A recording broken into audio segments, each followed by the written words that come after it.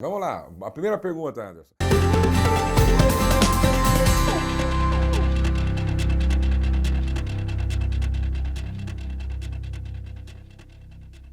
Graça e paz, pastor. Aqui é a Gláucia de Praia Grande. Sou da família Debaixo da Graça daqui da cidade. E eu gostaria de saber qual a melhor hora de usar a vara, já que a gente tenta conversar, né? Levar na conversa, tentar explicar uma, duas vezes, mas tem horas que a gente tem que usar, né?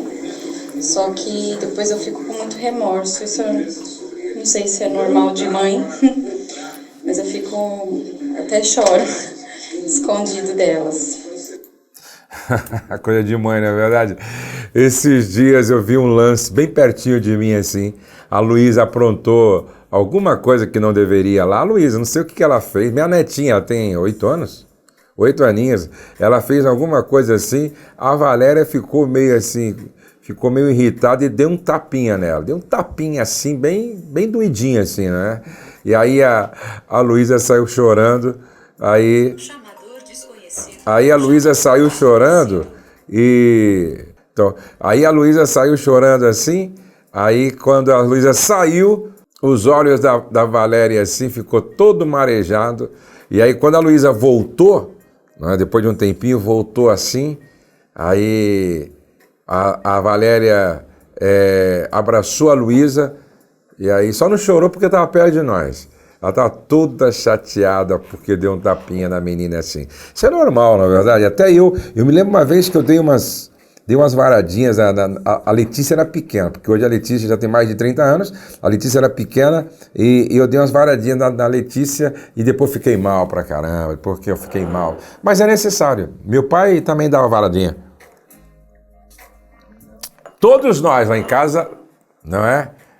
Passamos pela disciplina da varinha. Hoje tem uma lei que parece que não pode, né? Tem uma lei aí que me parece que é proibido.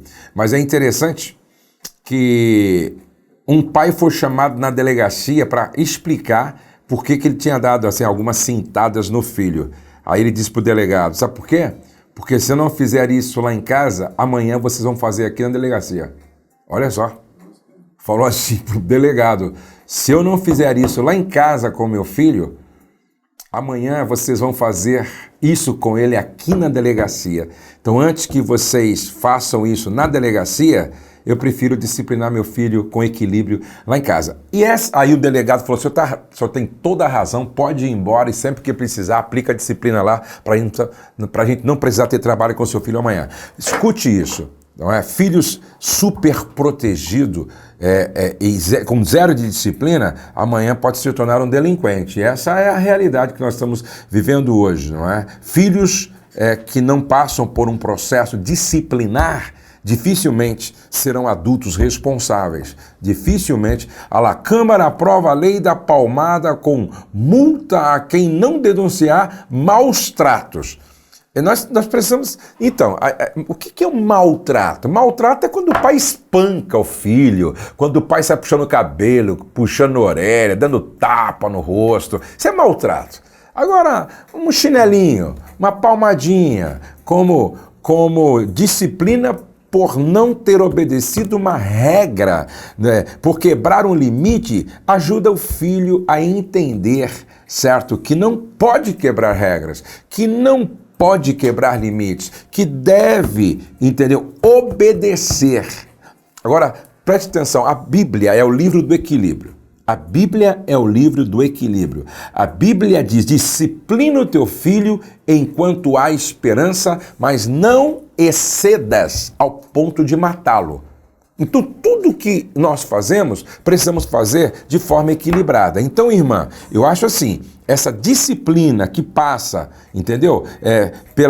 Pela disciplina do chinelo, de uma cintadinha e tal, essa disciplina, ela deve ser aplicada quando houver uma rebeldia do filho e em não querer realmente obedecer, se sujeitar a limites e regras. E isso ajudou a mim e ajuda até hoje a tantos pais a educar seus filhos. Por exemplo, eu louvo a Deus pelas cintadas que eu levei. Meus irmãos louvam a Deus pelas chineladinhas que eles levaram, porque isso nos ajudou a ter senso de responsabilidade e ser o que nós somos hoje. Vamos lá, tem pergunta aí? Sim. Vamos lá. E quando o filho é jovem e cristão, mas ainda se enfrenta aos pais? Esse é que é o grande problema, entendeu? Esse que é o grande problema. Quando falta disciplina, quando falta correção, quando falta limites, se tornam aí, ó, jovens que agridem os pais. Aí, ó, se tornam adultos que agridem os pais. Eu falei com o pai ainda esse final de semana. Ele disse, eu estou a ponto de não permitir mais que o meu filho fique em casa. Tem mais de 20 anos o filho. Porque eu já fui agredido por ele umas 6 vezes. Fisicamente. Eu já fui agredido por ele umas 6 vezes. Porque ele é um viciado em drogas. Isso é inadmissível. Isso é inadmissível. Isso é inadmissível. Por isso, papai e mamãe que têm os filhos pequenos ainda, entendeu? Trabalhe isso neles quando crianças. Porque quando adulto fica um pouco mais difícil, mas eu creio em milagres. Aí, a conversa é outra. Aí tem que ser realmente na base da conversa, do relacionamento, do entendimento. Aí tem que ganhar o coração do filho a partir do diálogo inteligente e com muito amor e firmeza, entendeu? Com muito amor e firmeza. Mas não pode deixar de aplicar o tipo certo de disciplina para essa idade. Vamos lá para mais uma pergunta, Léo. Pastor, minha esposa colocava o nosso filho para dormir com a gente. Eu reclamei, estou certo? Claro, veja só, eu gosto muito de uma ilustração que as pessoas usam. A vida em família é como uma viagem de carro. No volante vai o pai, no banco do passageiro vai a mãe e nos bancos de trás os filhos. Então o pai no volante, a mãe no banco ao lado do passageiro e os filhos no banco de trás. Certo? Deixa eu dizer da minha experiência. Todos os meus filhos aprenderam cedo a dormir no quarto deles. É claro, quando era recém-nascido, não é? Recém-nascido e que precisava de uma atenção maior, aí dormiram no meu quarto, no bercinho. Quando eles já cresceram um pouquinho, entendeu? Já cresceram um pouquinho e que já era possível colocar a Letícia no quartinho dela, o Douglas no quartinho dele, a gente já fazia isso, entendeu? Já fazia isso.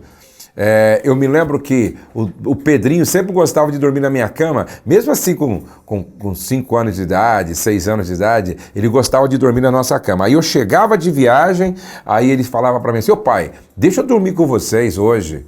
Aí eu dizia para ele, filho, vamos fazer o seguinte, hoje não, mas amanhã o pai vai deixar você dormir. Aí deixava ele dormir, por exemplo, na terça-feira, mas na quarta-feira já voltava para a cama dele. Agora eu conheço alguns casais que estão se separando porque o filho dorme todos os dias no meio, entre os dois. Pior ainda, eu conheço gente que está criando uma série de problemas porque o cachorro dorme na cama. Presta atenção. Inclusive, teve uma mulher que disse para o marido, entre você e o cachorro, vai você para o chão, fica o cachorro aqui na cama. Uma mulher que diz isso para o marido, ela colocou o marido na condição de pior do que um cachorro, pô. Menos do que um cachorro. E uma mulher que prioriza o cachorro está se colocando na condição de um cachorro também. Para dizer de uma cadela, na verdade, se o cachorro é macho, entendeu? Então, nós temos que ter bom senso. Temos que ter bom senso. Lugar de criança é no banco de trás, tá? Lugar de criança é no quartinho delas. Pode até dormir uma noite ou outra com o pai, porque é gostoso, que nem às vezes quando meus netos vão em casa, dormem com a gente uma noite, outra. Agora, todas as noites comprometendo até a vida íntima do casal, já era, isso aí vai dar problema, Limite, gente, regras, limites. Os limites servem para proteger o nosso território, é fundamental, tá bom? Deus abençoe você que me perguntou aí.